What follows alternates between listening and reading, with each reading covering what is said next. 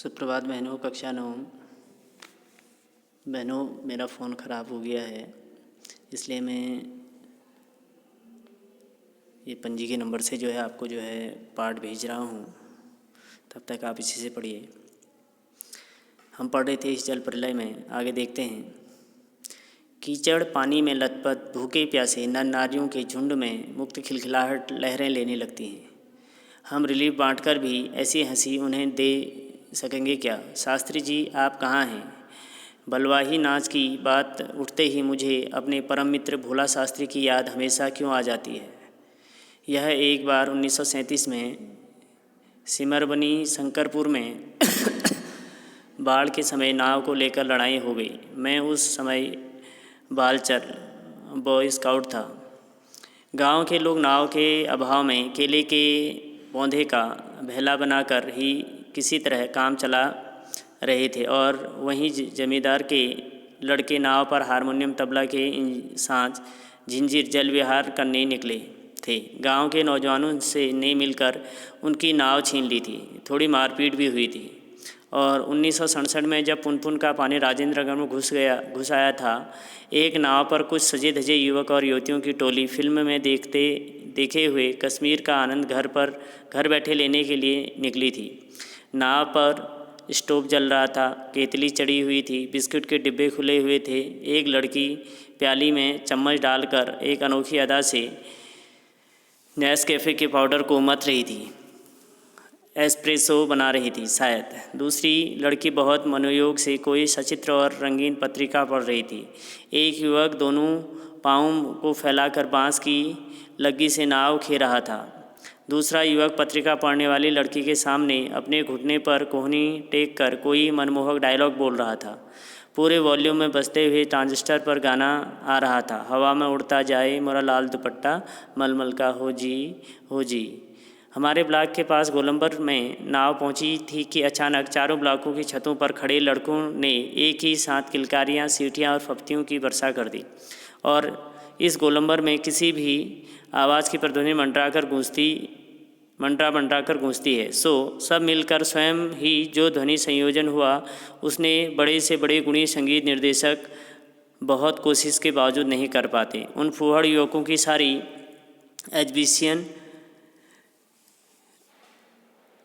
एब्बिनिज्म तुरंत छूमंतर हो गई और युवतियों के रंगे लाल होंठ और गाल काले पड़ गए। नाव पर अकेला चांडस्टर था जो पूरे दम के साथ मुखर था।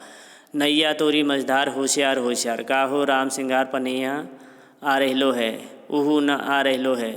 2:30 बज गई मगर पानी अभी तक आया नहीं। लगता है कहीं अटक गया, अथवा जहाँ तक आना था आकर रुक गया, अथवा तटबंध पर लड़ते हुए इंजीनियरों की जीत हो गई शायद। इस या कोई दैवी चमत्कार हो गया।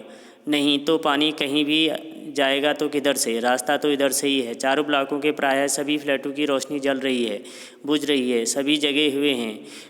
कुत्ते रह कर सामूहिक रुदन करते हैं और उन्हें राम सिंगार की मंडली डांट कर चुप करा देती है। चौप चौप। मुझे अचानक अपने उन मित्रों और स्वजनों की याद आ गई जो कल से ही Pataliputra colony, Shri Krishnapuri, Boring Road और अथाह जल में घिरे हैं। जितेंद्र जी, विनीता जी, बाबू भैया, इंदिरा जी पता नहीं कैसे हैं, किस हाल में हैं वे। शाम को एक बार पड़ोस में जाकर टेलीफोन करने के लिए चोंगा उठाया। बहुत देर तक कई नंबर डायल करता रहा।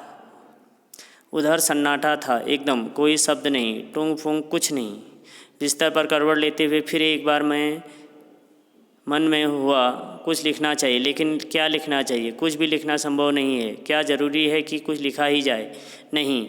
फिर स्मृतियों को जगाऊं तो अच्छा। पिछले साल अगस्त में नरपतगंज थाना चकरदहा गांव के पास छाती भर पानी में खड़ी एक आसन्न प्रसवा हमारी ओर गाय की टुकुर टुकुर देख रही थी। नहीं, अब भूली बिसरी याद नहीं। बेहतर है आंखें मूंद कर सफ़ेद भेड़ों के झुंड देखने की चेष्टा करो। उजले उजले भेड़, सफ़ेद भेड़ों के झुंड, किंतु सभी उजले भेड़ अचानक काले हो गए। बार बार आंखें खोलता हूँ, मूदता हूँ, काले को उजला करना चाहता हूँ। भेड़ों के झुंड भूरे हो जाते हैं। उजले भेड़ काले भूरे किंतु उजले उजले गेहुए रंग के भेड़। ओई खाद्यो ऐसे गेछे जल। झकझोर का मुझे जगाया गया। घड़ी देखी, ठीक 5:30 बज रहे थे। सवेरा हो गया चुका था। आ रही लो है पनिया, पानी आ गए हो गेलो।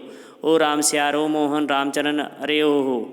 आंखें मलता हुआ उठा। पश्चिम की ओर थाना के सामने सड़क पर मोटी डोरी की शक्ल में मुंह में झाग फेन लिए पानी आ रहा है।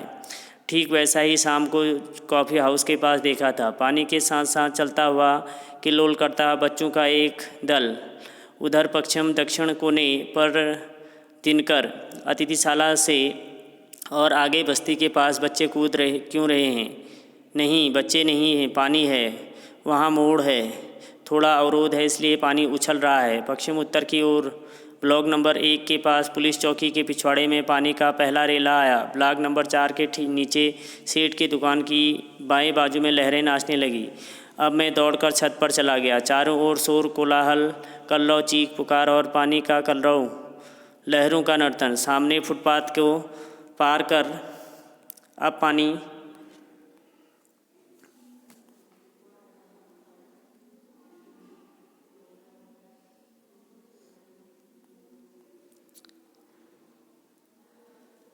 हमारे पिछवाड़े में सशक्त बहने लगा है। गोलबंदर के लोग पार्क के चारों ओर पानी नाच रहा है। आ गया है। पानी बहुत तेज़ी से बढ़ रहा है, चढ़ रहा है। करंट कितना तेज़ है। सोन का पानी है, नहीं गंगा जी का है। आ गए लो।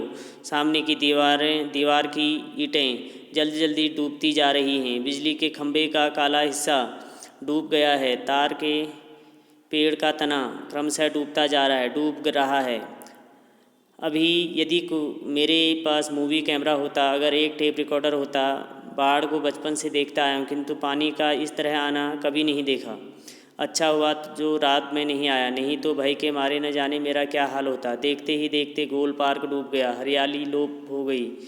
अब हमारे चारों ओर पानी नाच रहा था। भूरे रंग के भेड़ों के झुंड भेड़ और दौड़ रहे हैं। भूरे भेड़। वह चाय वाले की झोपड़ी चली गई। काश मेरे पास एक मूवी कैमरा होता, एक टेप रिकॉर्डर होता तो क्या होता। अच्छा है, कुछ नहीं है, कुछ भी नहीं। कलम थी, वह भी चोरी चली गई।